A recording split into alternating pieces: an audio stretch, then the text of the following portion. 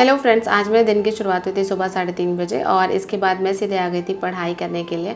और मैं आपको बता दूं कि फ़र्स्ट स्लॉट में पॉलिटी पढ़ रही हूँ और पॉलिटी को मैंने क्या किया है, हर दिन डिवाइड कर लिया। हर दिन मुझे 1 पेजेस पढ़ना है, तो इससे क्या होगा 30 डेज़ में मेरा 30 पेजेस कंप्लीट हो जाएगा और मेरी पॉलिटी का जो पोर्शन है वो पूरा कंप्लीट हो जाएगा। अभी मेरा 12 से 13 पेज कंप्लीट हो गया है, लगभग हाफ पोर्शन तो मेरा कंप्लीट हो गया है। बट धीरे धीरे करके 15 अगस्त तक कोशिश करूँगी या 10 अगस्त तक कि ये सारा कंप्लीट हो जाए मेरा।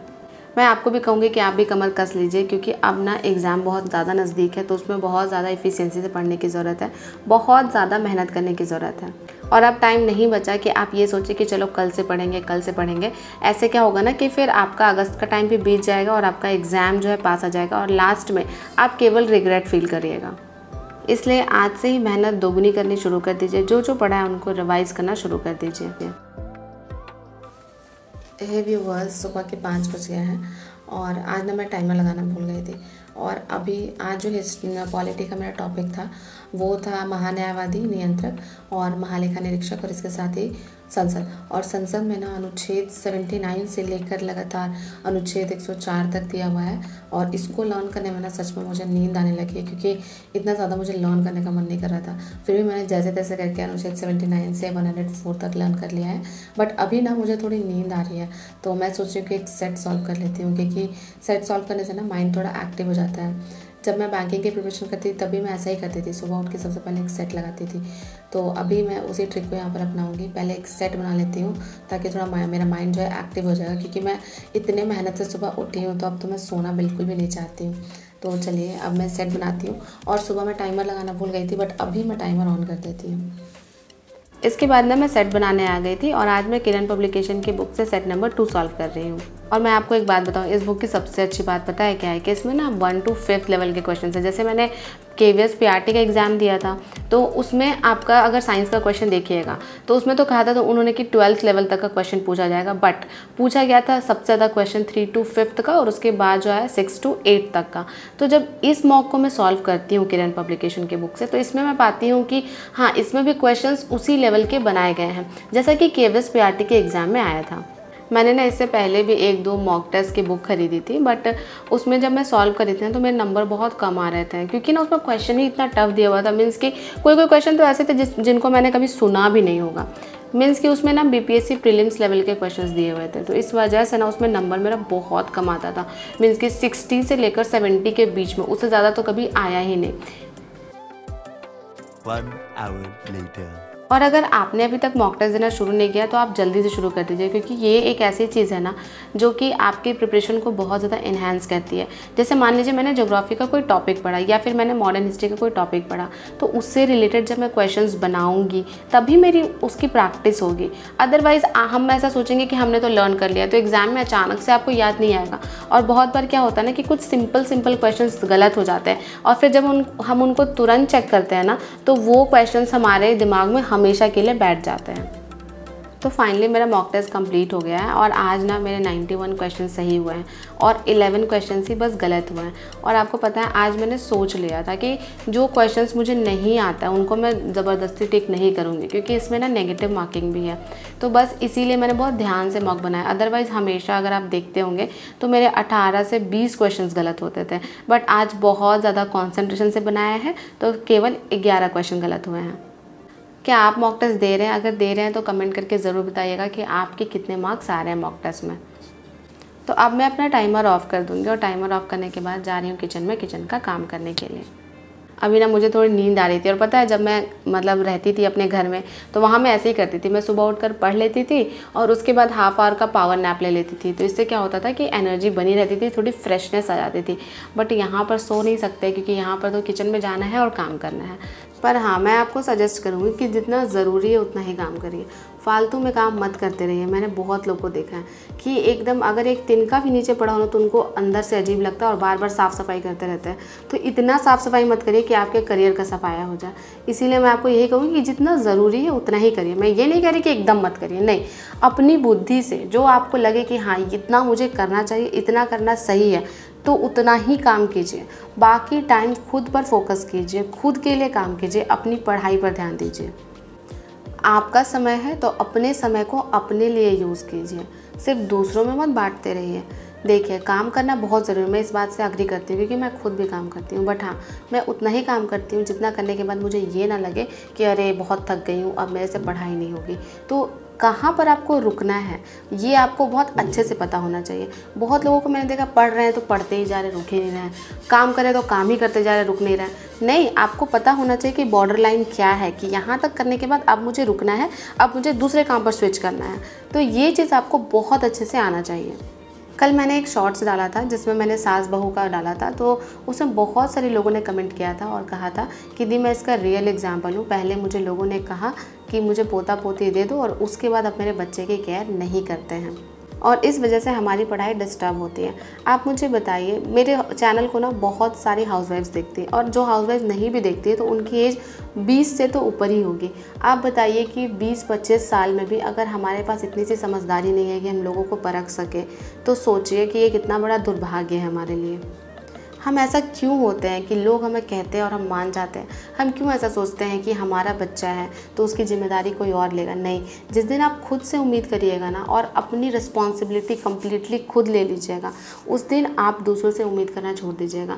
हम दूसरों से उम्मीद करते हैं कि ये हमारे लिए ये काम कर देगा, ये कर देगा, इसके बदले में ही तो वो हमें सप्रेस करते हैं।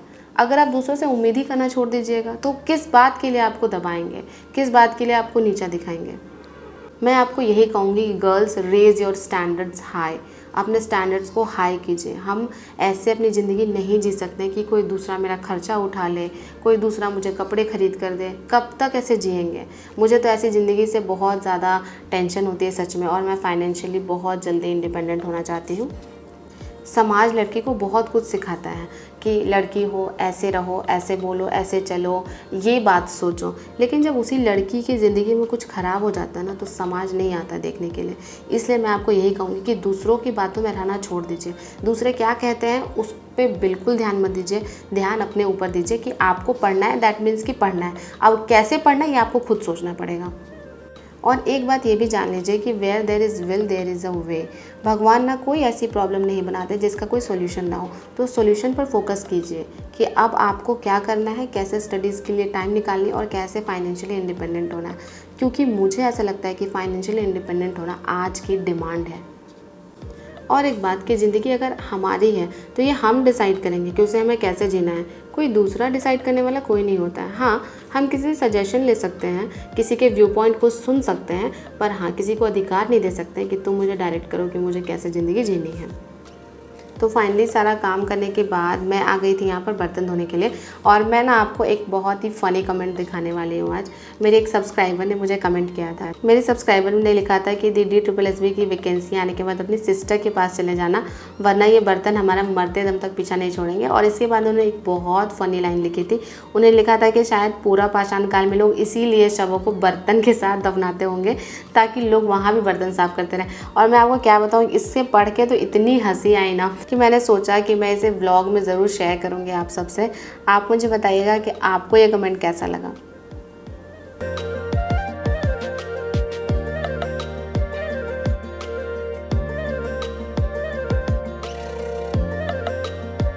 इसके बाद आज मैं एक्सरसाइज करने आ गई थी। और जनरली आजकल मैं रात में करती हूँ एक्सरसाइज, और ये नहीं है कि मैं रेगुलर करती हूँ, कभी कभी नहीं भी करती हूँ, कभी कभी कर भी लेती हूँ। ऐसा रेगुलर रूटीन नहीं है, बट आज मैं सुबह में ही एक्सरसाइज कर रही थी।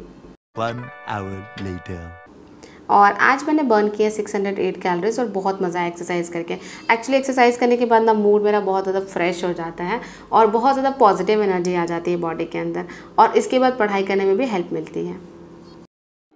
तो इसके बाद मैं आ गई थी पढ़ाई करने के लिए। और आज ना मैं पूरा ज्योग्राफी को रिवीजन करूँगी। मैं सोच रही थी कि मैं सारा ज्योग्राफी एक बार रिवाइज़ कर लेती हूँ।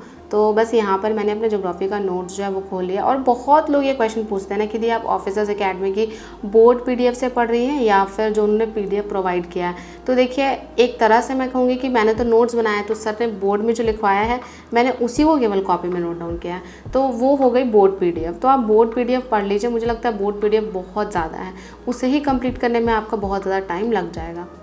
आज मैं बिल्कुल स्टार्टिंग से, मीन्स कि भारत का अक्षांशीय विस्तार, देशांतरीय विस्तार, यहाँ से मैं शुरू कर रही हूँ और कोशिश करूँगी कि आज ही पूरा ज्योग्राफी जो है वो रिवाइज़ कर लूँ। जब मैं यहाँ पर पढ़ाई करती हूँ ना तो मैं अपनी मम्मी को और अपनी बहन को, दोनों को बहुत मिस करती हूँ। मेरी बहन तो मुझे बहुत ज़्यादा सपोर्ट करती थी। जैसे जब मैं KVS का प्रिपरेशन कर रही थी वहाँ पर, तो वो कभी मेरे लिए चाय बना कर ले आती थी, कभी फ्रूट्स कट कर देती थी और बहुत ज़्यादा सपोर्ट करती थी। बट यहाँ पर तो सारा सपोर्ट खुद को ही करना है, अपने से करना है। तो ऐसे में ना मैं उन दोनों को बहुत ज़्यादा मिस करती हूँ। पर हाँ, सिचुएशन जैसे भी हो उसको तो एक्सेप्ट करके ही आगे बढ़ना पड़ता है। तो बस मैंने भी एक्सेप्ट कर लिया है और अब मेरा सेकंड स्टडी स्लॉट जो है वो कंप्लीट हो गया है। और अभी ना मैं अपना टाइमर ऑफ़ कर दूँगी और टाइमर ऑफ़ करने के बाद थोड़ा रेस्ट करूँगी और उसके बाद अपना नेक्स्ट स्टडी स्लॉट शुरू करूँगी।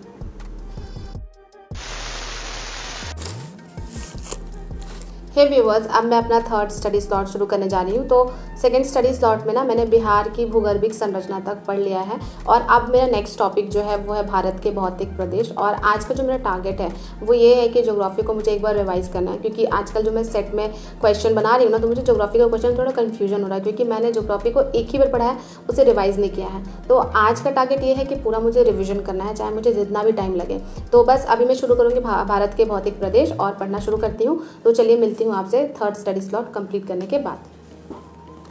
चलिए मैं आपसे 2-3 क्वेश्चन पूछ लेती हूँ। आप मुझे बताइए कि बिहार का अक्षांशीय विस्तार और देशांतरीय विस्तार क्या है। आपको बिहार का लिखना है, भारत का नहीं। दूसरा, आप ये बताइए कि भारतीय मानक समय रेखा कितने महासागर से और कितने महाद्वीप से होकर गुजरती है और कौन कौन से महासागर और कौन कौन से महाद्वीप से होकर गुजरती है। तीसरा, मुझे ये बताइए कि भारत की तटीय सीमा पर कितने राज्य हैं और उनको ना आप अरेंज करके भी मुझे बताइए, तटीय सीमा की लंबाई के असेंडिंग ऑर्डर में। जब मैंने फर्स्ट टाइम ज्योग्राफी पढ़ा था ना, तो बहुत ज़्यादा डिटेल में नहीं पढ़ा था। जैसे देखिए, अभी मैंने आपसे पूछा कि भारत के कितने राज्य तटीय सीमा से लगते हैं और उनको असेंडिंग ऑर्डर में अरेंज कीजिए। तो लास्ट टाइम मैंने क्या किया था कि असेंडिंग ऑर्डर में अरेंज जो करना था, उस सारे फैक्ट्स को मैंने लर्न नहीं किया था। जो इस टाइप के फैक्ट्स थे उनको मैंने छोड़ दिया था। बट जब मैं रिवाइज कर रही हूँ तो मैं सोच रही हूँ कि ऐसे फैक्ट्स को भी लर्न कर लूँ। और ये बात मेरे दिमाग में क्यों आई, क्योंकि जब मैं सेट सॉल्व करती हूँ तो बहुत ज़्यादा ऐसे क्वेश्चंस आते हैं जिसमें असेंडिंग और डिसेंडिंग ऑर्डर में अरेंज करना होता है। तो बस इसीलिए मैंने आज इन सब चीज़ों को भी पढ़ लिया। शाम के 4 बज गए हैं और अभी ना मैंने पश्चिमी घाट, पूर्वी घाट, इसके अलावा तटीय मैदान, थार मरुस्थल, इन सारे टॉपिक्स को बहुत अच्छे से कंप्लीट किया है। और इसके अलावा मैंने दक्कन का पठार, ये 5 टॉपिक बहुत अच्छे से कंप्लीट किया है। लेकिन अभी भी बहुत कुछ पढ़ना है, जैसे कि हिमालय बचा हुआ है, भारत का अफवाह तंत्र बचा हुआ है, भारत की जलवायु और इसके अलावा भारत की मृदा। ये 4 टॉपिक बचे हुए हैं और ये 4 टॉपिक अपने आप में बहुत ज़्यादा वास्ट है। अगर आपको पता होगा तो भारत का अफवाह तंत्र ही बहुत बड़ा है, क्योंकि उसमें बहुत सारी नदियों के बारे में पढ़ना होता है। तो आज तो मैं किसी भी हाल में ज्योग्राफी को कंप्लीट करके ही सोऊंगी। पर अभी ना मुझे बहुत ज़्यादा थकान लग रही, तो अभी मैं रेस्ट करूंगी कम से कम 1 से 1.5 घंटे का। और 1 से 1.5 घंटे ना मैं एकदम अच्छे से सो जाऊंगी, ताकि मेरे मन को अच्छे से रेस्ट मिले, मुझे अच्छे से रेस्ट मिले। और उसके बाद जब उठूंगी तो फिर से लर्न करना शुरू कर दूंगी। तो चलिए मिलती हूँ आपसे रेस्ट करने के बाद। शाम के 5:30 बज गए थे और एक्चुअली मेरे सिर में बहुत ज़्यादा दर्द हो रहा था, इसलिए ना मैंने ज्योग्राफी नहीं पढ़ा दोबारा। तो मैंने सोचा चलो एक मॉक टेस्ट लगा लेते हैं, क्योंकि मॉक टेस्ट लगाने में आपको ज़्यादा सोचना नहीं पड़ता है। और हिंदी इंग्लिश के तो स्पेशली, क्योंकि इसमें रीजनिंग और मैथ्स का तो क्वेश्चन है नहीं, तो उतना ज़्यादा दिमाग भी नहीं लगाना पड़ेगा। बस आपको पैसेज पढ़ना है, आंसर कर देना है। जो आता है उसको सॉल्व कीजिए, जो नहीं आता उसे मत सॉल्व कीजिए। एक्चुअली मैं चेक भी करना चाह रही थी कि लैंग्वेज में मेरे 30 मार्क्स से ज़्यादा आते भी हैं नहीं, क्योंकि इंग्लिश की तो मुझे कोई टेंशन नहीं। इंग्लिश में मेरा आज भी मतलब 25 में मुझे लगता है 21-22 क्वेश्चन सही हो गए थे। और रही बात हिंदी की, तो हिंदी को मैंने KVS के टाइम में बहुत अच्छे से पढ़ा था। बट हाँ, मैं कुछ चीज़ें ना भूल गई हूँ, तो इसीलिए मैं सोच रही थी कि देख लेते हैं कि आता भी है या नहीं। अगर नहीं आता ना मेरे 30 मार्क्स से ज़्यादा, या फिर 40 या 50 के अराउंड रहता, तो मैं हिंदी को भी एक बार फिर से पढ़ती डिटेल में। 1 hour later. इस मॉक को सॉल्व करने के बाद मुझे पता चला कि 2-3 ऐसे टॉपिक हैं जिनको कि मुझे यूट्यूब से देखना चाहिए, तो मेरा कमांड और अच्छा हो जाएगा। जैसे कि समास एक टॉपिक है, अगर मैं उसको देख लूँगी तो और अच्छे से क्वेश्चंस उसके सॉल्व हो जाएंगे। पर हाँ, मैं जैसे कि आपका अलंकार और छंद, ये सब टॉपिक्स जो है वो थोड़े टफ होते हैं, तो मैं इन सब टॉपिक्स को प्रिपेयर नहीं करूँगी। ईजी टॉपिक्स को ही बस अच्छे से करके जाऊँगी। इसको सॉल्व करने में ना बहुत ही कम टाइम लगा है, बहुत ज़्यादा टाइम आपका भी नहीं लगेगा। आप एक बार लैंग्वेज का सॉल्व करके देखिएगा, तब आपको पता चल जाएगा कि एक्चुअली आपका कितना टाइम जा रहा है। आज से मैं कोशिश करूँगी कि मैं हर दिन लैंग्वेज पेपर का भी एक मॉक सॉल्व करूँ। अगर आपको भी सॉल्व करना है तो आप भी कोई बुक खरीद लीजिए और वहाँ से सॉल्व करना शुरू कर दीजिए। मैं सॉल्व कर रही हूँ किरण पब्लिकेशन के बुक से। आपको जो मन है आप वो परचेज़ करके सॉल्व कर सकते हैं।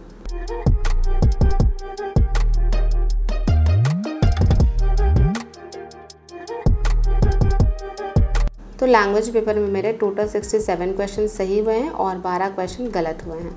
आप भी लैंग्वेज पेपर का मॉक टेस्ट सॉल्व करना शुरू कर दीजिए क्योंकि यह बहुत ज़्यादा ज़रूरी है। लास्ट के 20-25 दिन भी आप सॉल्व कर लेंगे तो आपका लैंग्वेज पर कमांड हो जाएगा।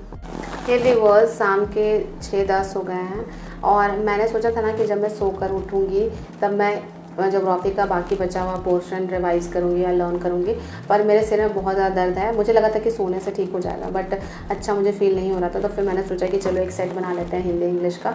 तो हिंदी इंग्लिश का मैंने सेट सॉल्व कर लिया है और अभी ना मैं चाय पीऊँगी क्योंकि जब भी मुझे सर दर्द होता है ना तो मुझे लगता है कि चाय एक पेन किलर के जैसा काम करता है। तो अभी चाय पीऊँगी और देखती हूँ, अगर उसके बाद मुझे बेटर फील होगा तभी मैं पढ़ाई करूँगी, अदरवाइज़ मैं फिर आज पढ़ाई नहीं करूँगी। इसके बाद मैं छत पे आ गई थी थोड़ा सा वॉक करने के लिए, क्योंकि आपको तो पता ही है कि मेरे सिर में बहुत ज़्यादा दर्द था।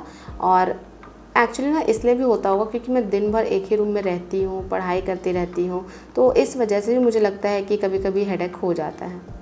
आज के ब्लॉग में बस इतना ही। आपको मेरे ब्लॉग कैसा लगा कमेंट करके ज़रूर बताइएगा। चैनल पर नए हैं तो चैनल को सब्सक्राइब कर दीजिए। इसी तरह के ब्लॉग के साथ आपसे मिलती रहूँगी, आपकी लाइफ में पॉजिटिविटी ऐड करती रहूँगी। मिलते हैं नेक्स्ट ब्लॉग में, तब तक के लिए अपना ध्यान रखिएगा। Bye bye and take care.